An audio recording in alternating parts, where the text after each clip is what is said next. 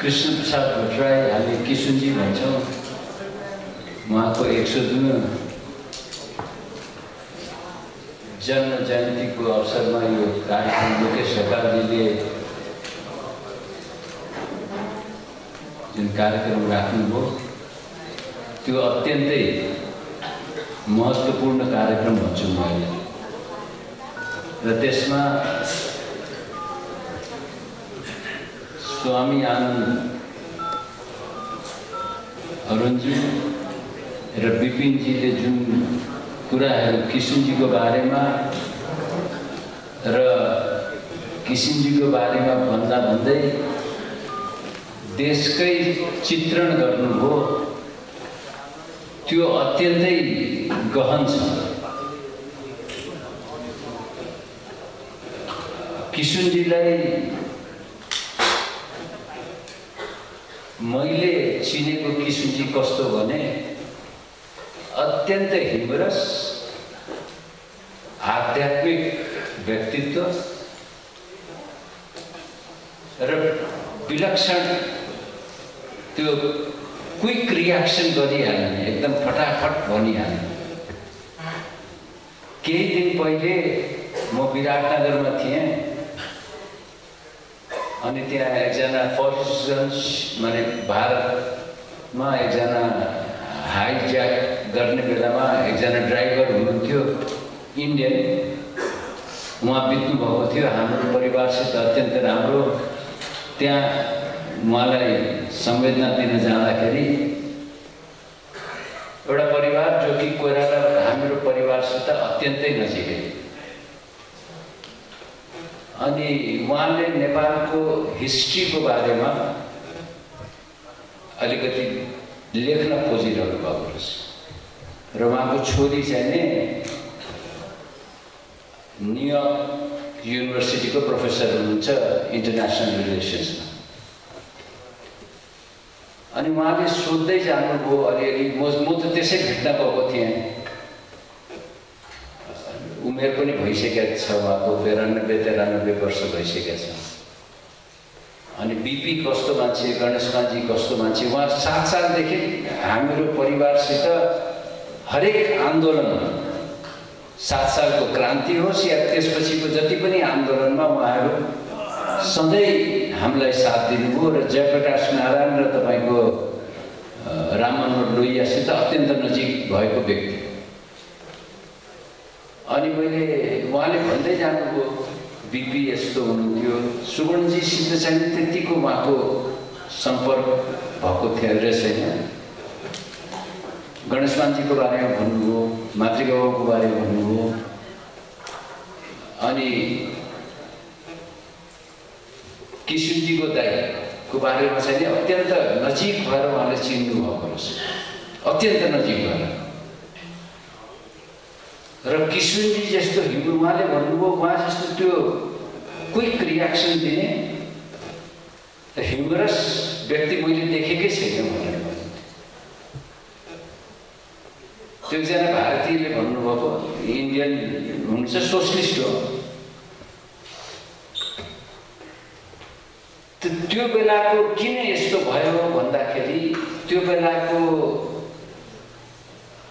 विश्व परिवेश, एसियाको परिवेश हेर्नुभयो भने तपाईको महात्मा गान्धीको एरा, अब इन्डियामा पनि त्यस्तै व्यक्तित्वहरू थिए। नेपालमा पनि भर्खर सुरु भइरहेका थियो। किशुनजी पनि इन्डियामा पढ्नुभयो, उहाँका साथीहरू पनि त्यस्तै दिग्गजहरू भए। त्यसले गर्दा त्यो बौद्धिकता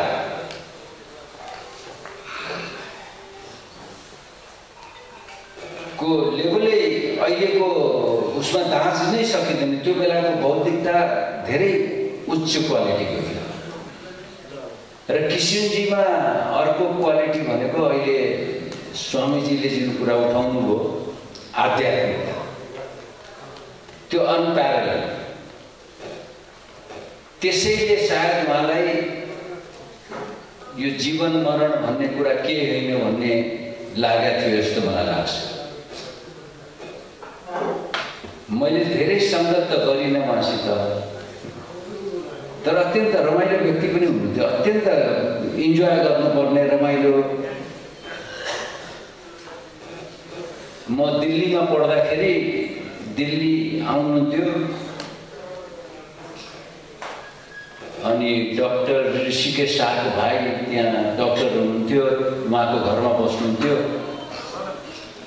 तर हामीलाई खोज्नुहुन्थ्यो, कहाँ छन् यिनीहरू भनेको। हामी जान्थ्यौँ, भेट्थ्यौँ। अब तिमीहरू 2-4 दिन मैसित बस, घुम फिर, रमाइलो गरौँ भन्ने त्यस्तो खाले हुन्थ्यो। र मलाई बडा इन्ट्रेस्टिङ लाग्यो। उहाँको तपाईँहरूले मान गर्नुभएको छ कि छैन, किसुनजीसित सङ्गत गर्नुभएको लोकेशजीहरूले।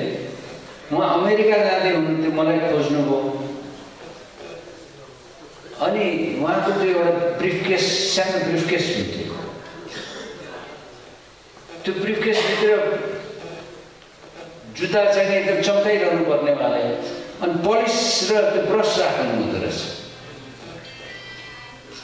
म कल्पना पनि गर्न सक्दिनँ कुनै त्यो लेभलको नेताले एउटा आफ्नो ब्रिफकेसमा त्यो ब्रस र त्यो पलिस, त्यो बेलाको पलिस फेरि त्यो यसो रगडेर गर्ने हुन्थ्यो नि त।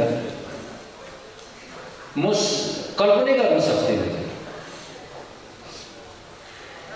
हाम्रो परिवारसित एक्चुअली किसुनजीको सम्बन्ध भनेको मेरो आमासितको सम्बन्ध। मेरो आमाको बिहा हुनुभन्दा पहिलेदेखि नै किसुनजी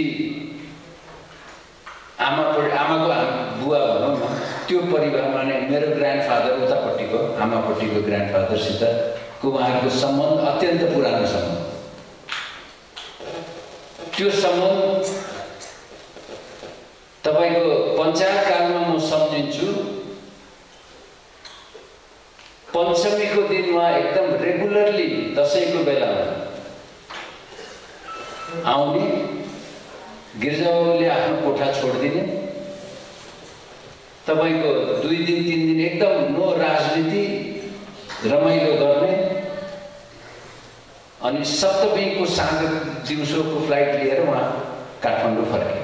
त्यो रेगुलर माने वर्षौं चलेको। र त्यो गिर्जाबाबु र किसुनजीको पोलिटिकल झगडा त तपाईँहरूलाई मैले भनिरहनु पर्दैन, तपाईँ सबैलाई सबै कुरा थाहा छ। तर मिलाउने व्यक्ति पनि फेरि मलाई थाहा छ, मेरो आमै हुनुहुन्थ्यो।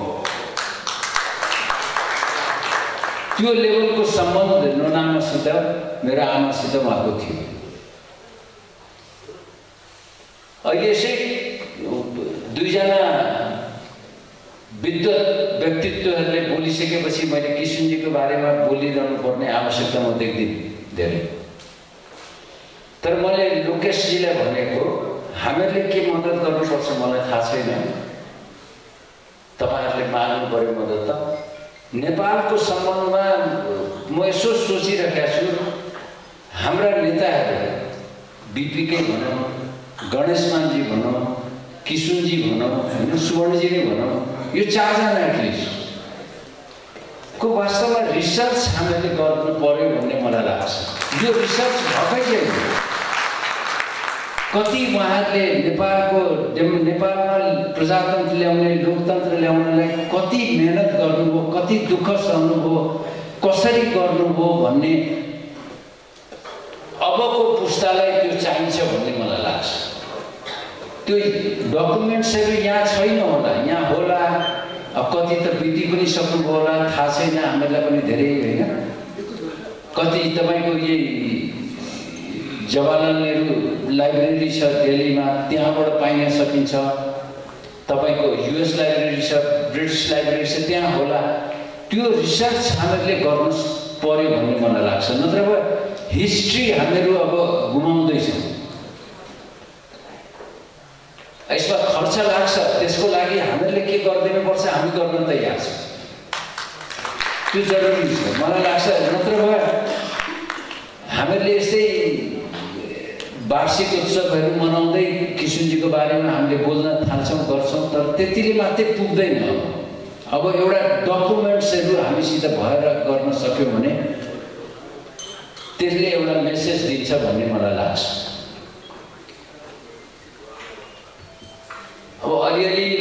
लोकेशजीले राजनीतिक कुरा गर्नुभयो। म त यहाँ राजनीतिक कुरा आज गर्दै गर्दिनँ भनेर दिनेशजीलाई भनेको थिएँ मैले अघि गाडीमा आउँदाखेरि। विपिनजीले पनि अलिअलि राजनीति छोइदिनु भयो। स्वामीजीले पनि नथापाउने किसिमले राजनीति छोइदिनु भयो। अब त मैले पनि केही न केही त राख्नै पर्ला जस्तो छ। राजनीति गर्ने व्यक्तिमा नैतिकता र संस्कार भएन भने म तपाईहरुलाई रिक्वेस्ट गर्छु राजनीति छोड्दिनु। सबैभन्दा इम्पोर्टेन्ट कुरा हामी अहिले जसको नाम लियौं उहाँको नैतिकताको बलले नै अगाडि आउनु भएको हो। संस्कारले अगाडि आएको हो त। त्यो बल र संस्कार भएन भने राजनीति हुन सक्दैन। अहिले देशमा त्यसको खडेरी छ र अहिले त वर्ल्डै तपाईको फेरि त्यो लोकरिज्याइमा छ, पपुलिजममा छ। त्यसले अर्को समस्या क्रिएट गरेको छ। अब नेपालको कन्टेक्स्टमा हेर्दाखेरि लोकेशजीसित मेरो वाद विवाद भइरहन्छ, यही विषयमा हुन्छ। तपाईँ 47 सालको संविधानलाई अलिकति एक्सेप्ट गरेर हिँड्नुहोस् भनिरहनुहुन्छ उहाँले। मैले भने अब बागमतीमा धेरै पानी बगिसक्यो लोकेशी, मैले मात्रै गरेर हुँदैन भन्छु म। तर हामीहरूले गर्ने कुरा के हो भने अहिले नेपाललाई कसरी हामीहरूले राजनीतिक स्थिरता दिन सक्छौं।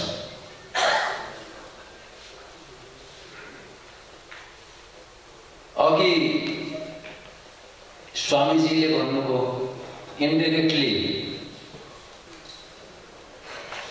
विपिनजीले पनि उठाउनुभयो एउटा गार्जियन चाहिन्छ भन्ने जुन कुरा गर्नुभयो स्वामीजीले, सायद किशुनजीले त्यही भने होला। र बीपीले पनि राष्ट्रियता र प्रजातन्त्र सँगै लग्न सकेनौं भने नेपाल बाँच्दैन भन्ने कुरालाई उहाँले राष्ट्र मेलमिलापको नारा दिएर अगाडि बढ्नु भएको हो।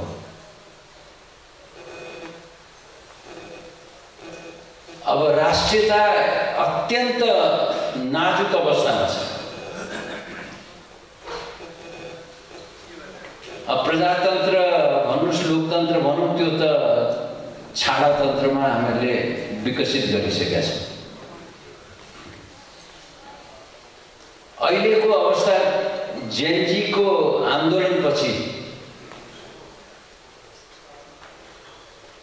23 भदौ र 24 भदौको कुरालाई लिएर 24 भाद्र भनेको त बीपी कोइरालाको जन्मदिनको दिन हो। फेरि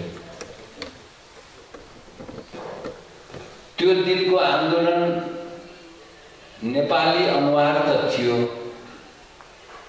तर त्यो भित्र नेपाली अनुहारै थिए क्या अरू केही थियो भन्ने कुरा हामीले बुझ्न जरुरी छ। यो अत्यन्त गम्भीर विषय छ। हामी बोल्दैनौँ, हामी राजनीतिज्ञहरू चुप लाग्छौँ, किनभने हामीलाई चाहिएको छ, पद चाहिएको छ। मैले किन भनेको भने 23 गतेको जेनजीले गरेको जुन प्रोटेस्ट थियो,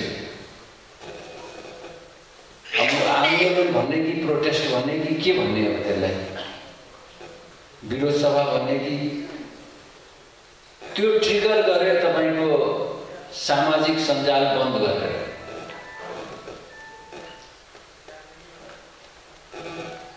सामाजिक सञ्जाल त बन्द गरे, त्यसपछि तपाईको करप्सनको इस्यु, गुड गभर्नेन्सको इस्यु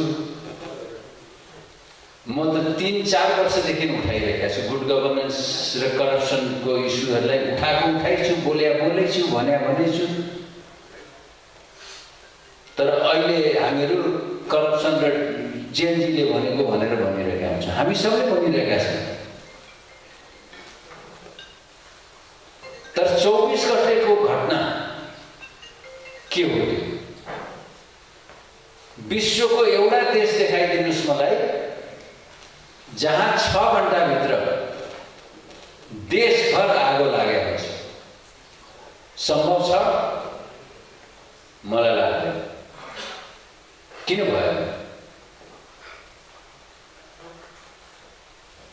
यो नेपालको राष्ट्रियता कमजोर भएर भएको निशानी हो भन्ने म भन्छु।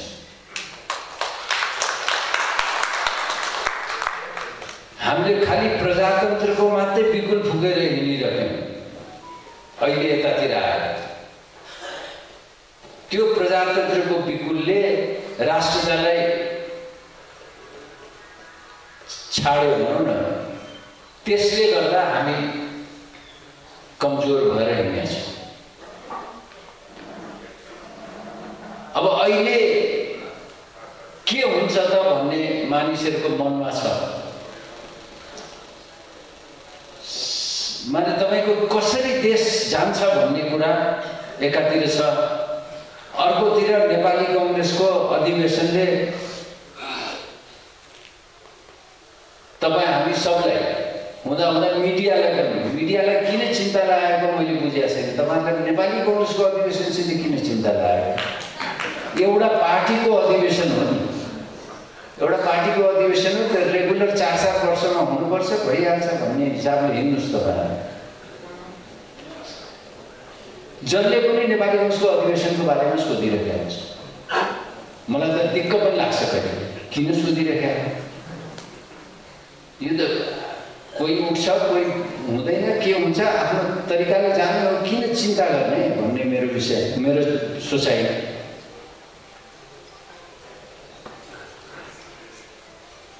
नेपाली कांग्रेसको अधिवेशन केही लम्बिन सक्छ। अब यो पत्रकारहरूले चाहिँ के लेख्छन् भने म त्यो पनि भन्दिनँ, उहाँहरूले लेख्ने के हो। शेखर कोइरालाको समूहले अधिवेशन सार्न खोज्यो भनेर। मैले सार्न खोजे होइन, म त पुस 26 गते हुनुपर्छ भन्ने व्यक्ति। तर क्रियाशील सदस्य, नयाँ क्रियाशील सदस्य बाँड्ने क्रममा देशभरि सिरियल नम्बरै नभएको पठाउने त शेखर कोइराला होइन होला। त्यो अर्कोले पठाएको। मैले त लकीले थाहा पाएँ, ताकि त्यो थाहा पाइसकेपछि अलिकति चनाको भयो। नत्र बोगस क्रियाशीलहरू भरिन्थ्यो। त्यो बोगस क्रियाशीलले कस्तो नेताहरू छान्थे होला नि त भन्नुहोस् त। देश माने क्षेत्रीय प्रतिनिधिदेखि माथि केन्द्रसम्म। त्यसकारण अलिकति डिले हुन्छ।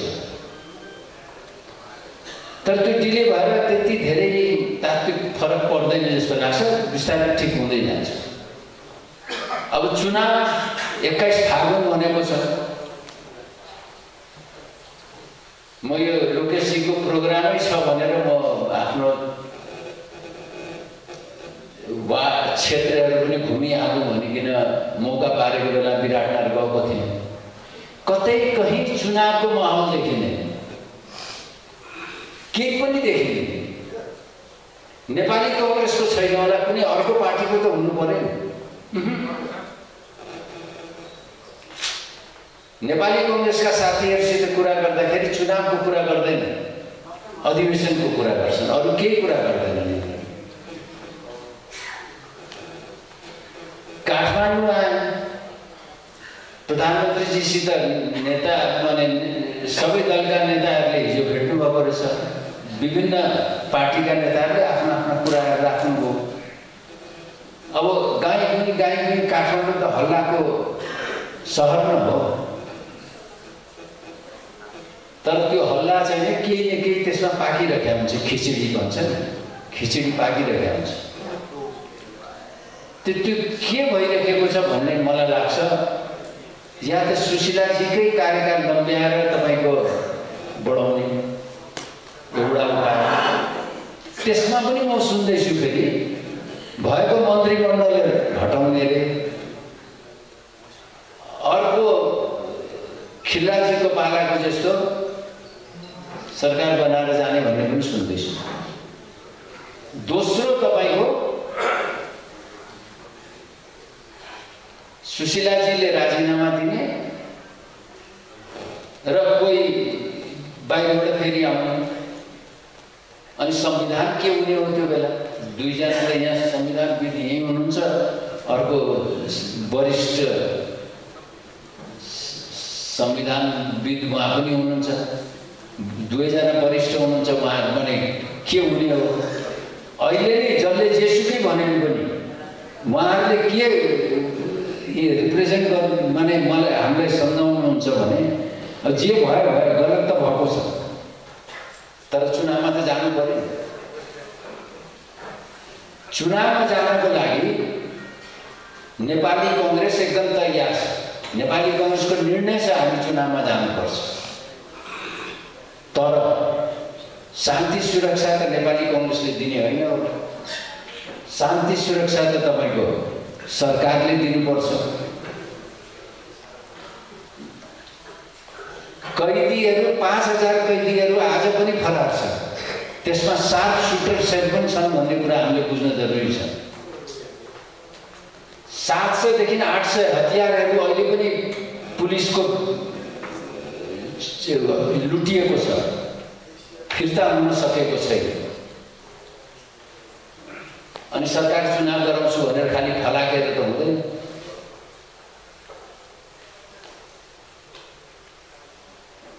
चुनाव गराउनलाई आर्मी 3 महिनादेखि अलर्ट गराइदिने। आर्मीले चुनाव गराएर कस्तो चुनाव खोजेको हो कि बुथमा आर्मी बस्ने हो भनेर सोध्नु पर्ने छ। अब कि पुलिस बस्छ, जुन पुलिसको मोराल आज खत्तम भएको छ।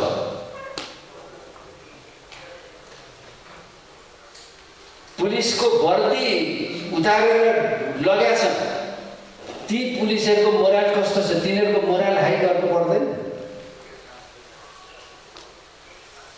बुथको रक्षा त पुलिसले गर्ने होला, त आर्मीले त गर्ने होइन होला। कस्तो चुनाव हामीले कल्पना गरिरहेका छौँ? म पनि चाहन्छु चुनाव, तर चुनाव कस्तो? मैले जन्म सङ्ग्रहमा तपाईले धेरैले देख्नु होला, त हामीले पनि देख्यौँ। त्यसै चुनाव भएको थियो, आर्मी नै थियो त्यो बेला, त गार्ड गर्ने पुलिस हुँदैन थियो। हामीले देखेका छौँ के भएको थियो भनेर, सबै थाहा छ। म मोरङैमा थिएँ त्यो बेला। त्यस्तै गर्न खोजे हो, तर त्यो दिँदैनौँ भन्ने कुरा पनि बुझ्नु जरुरी छ। त्यो त्यसरी हामी चुनाव हुन दिँदैनौँ। शान्ति सुरक्षा मेन्टेन गर्नुपर्छ, हतियार ल्याउनुपर्छ अनि चुनाव गर्नु। यो क्लियर हुनु पर्यो। चुनावको नाममा धाँधली गरेर जित्न कसैलाई पनि दिँदैन। मर्न तयार हुन्छ। अब अर्को सुनिँदै छैन। अब आज त सायद रिटै गयो होला, होइन? नेपाली कांग्रेसको पनि केही सांसदहरूले रिट दिनुभयो।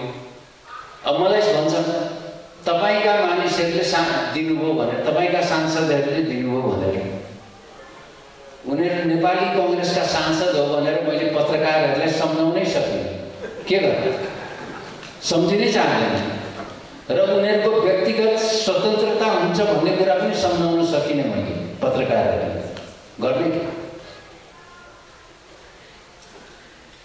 अब कसले के गर्छ भन्ने कुरा त आफ्नो ठाउँमा छ।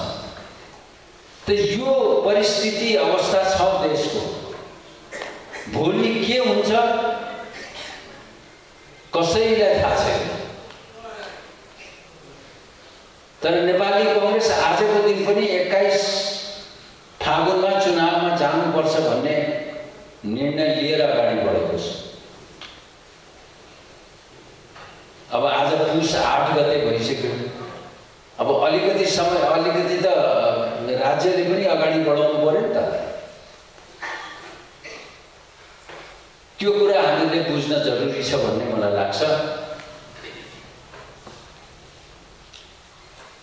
साथीहरूले जुन अपेक्षा हामीसित गर्नुहुन्छ, राजनीतिज्ञहरूसित, अहिले किशुनजीको जन्मदिनको दिन दुईजना विद्वत साथीहरूले जुन कुराहरू राख्नुभयो हामी सबै त्यस्तै बनौँ भन्ने सोच्नुहुन्छ भने त्यो पनि गाह्रो छ। हामीले कोसिस गर्नुपर्यो।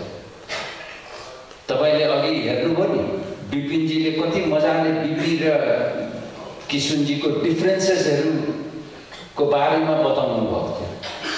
तर एउटै पार्टीमा हटेर बेसिक मिनिमम त्यो मिनिमम उचाइ उहाँले छोड्नु भएको थिएन नि किशुनजीले, चित्त नबुझे पनि। त्यो हाम्रो पार्टीमा पनि जरुरत छ। यो पार्टी भनेको अहिलेको सिचुएसनमा त्यो जरुरत छ भन्ने मलाई लाग्छ।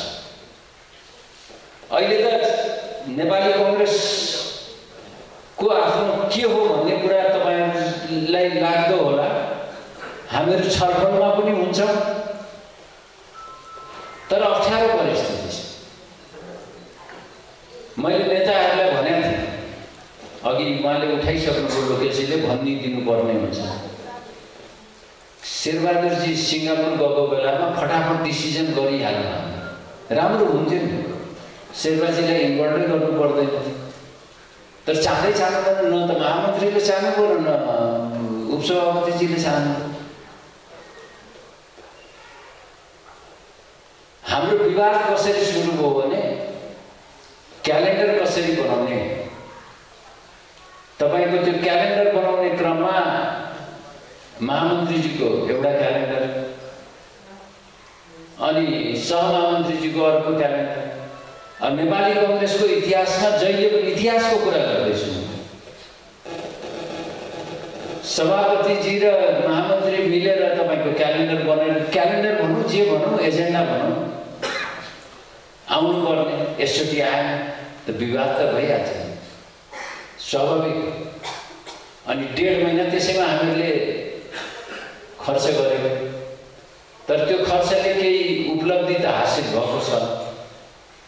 अब साथीहरूलाई यो पनि होला कि विशेष अधिवेशन मानिदिया भए हुन्थ्यो नि भन्ने पनि होला केही साथीहरूलाई, अगाडिको रोका साथीहरूलाई होइन, तर पछाडिको रोका साथीहरूलाई होला। पहिले मैले पनि विशेष अधिवेशनै भने हो, तर सिग्नेचर नगरौँ है, सिग्नेचर गऱ्यौँ भने चाहिँ हामीहरू फस्छौँ भनेर भने। र तपाईको विशेष अधिवेशनको बारेमा नेपाली कांग्रेसमा खाली के भनिएको छ भने 40% महाधिवेशन प्रतिनिधिहरूले हस्ताक्षर गरेको खण्डमा तपाईको विशेष अधिवेशन 3 महिनाभित्र बाध्यात्मक भनेर छोडिदिएको छ। अरू केही पनि भनेको छैन। अब 40% त पुरा 54% छ। अब त्यो 54% चाहिँ के भन्छन् भने विशेष अधिवेशन गरौँ। अनि मलाई पनि दोष लगाए, यो त कमजोर मान्छे रहेछ, के बोल्दै बोल्दैन भन्दै भन्दैन भनेर। म किन कमजोर भएको थिएँ भने कमजोर थिइनँ, तर माने उनीहरूको नजरमा कमजोर। विशेष अधिवेशन माग गर्नेहरूले के भन्थ्यो भने शेखर तिमी हामीसित हो, अनि तिमी माग त विशेष अधिवेशन भन्थे। अनि अर्को ग्रुप जो विशेष अधिवेशन हुन हुँदैन, निर्वाचनपछि अधिवेशन हुनुपर्छ भन्ने साथीहरू चाहिँ शेखर तिमी हामीसित हो, यसलाई फेल गरौँ।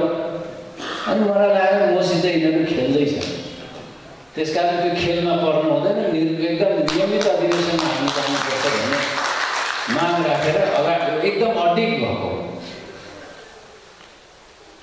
त्यसले केही काम त गर्यो, तर अब अहिले पनि अप्ठ्यारो छ। अब अलिअलि सर्ला, त्यसलाई तपाईहरुले चिन्ता गरिहाल्नुपर्ने अवस्था छैन। चिन्ता चाहिँ देश यही अवस्थामा रहन्छ कि रहँदैन भन्ने चिन्ता अब हामीले सुरु गरौँ। त्यो अत्यन्त चिन्तित विषयमा हामी छौँ। अहिले नेपाल अत्यन्त अप्ठ्यारो परिस्थितिमा छ। त्यो जियो पोलिटिक्सले होला, त्यो विश्वको उसले होला, छिमेकी मुलुकहरुमा के भएको छ त्यो हेरौँ हामी। अहिले नै केही दिन पहिले बंगलादेशमा घटेका घटनाहरूलाई सोचौँ, कल्पना गरौँ।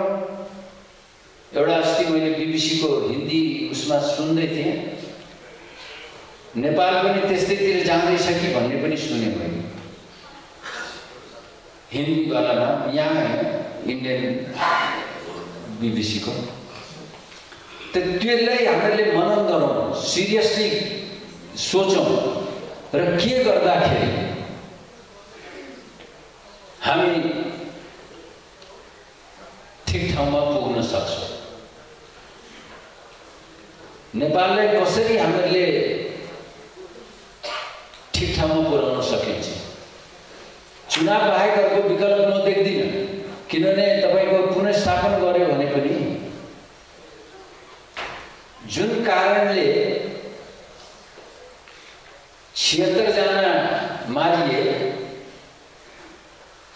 जेसुकै होला 23 गते एउटा होला, 24 गते अर्को होला र सरकार गयो, फेरि त्यही कारण दोहोरिने हो भने किन मारिएको भन्ने मेरो प्रश्न हो। र वरिष्ठ संविधानविदहरूलाई मेरो अर्को प्रश्न छ, यही कारण हो भने यो सर्कल पूरा भएको छैन, आधा मात्रै भएको छ, आधा अझ बाँकी छ।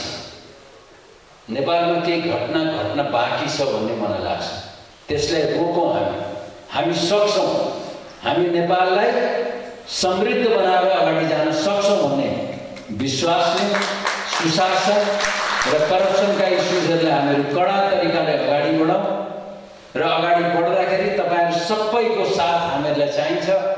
यसमा कुनै पोलिटिकल कोही नेपाली कांग्रेस मात्रै हैन, डेमोक्रेट्स मात्रै हैन, सबै नेपालीहरूको साथ हामीहरूलाई चाहिन्छ। हामी गर्न सक्छौँ भन्दै म बिदा लिन्छु। धन्यवाद।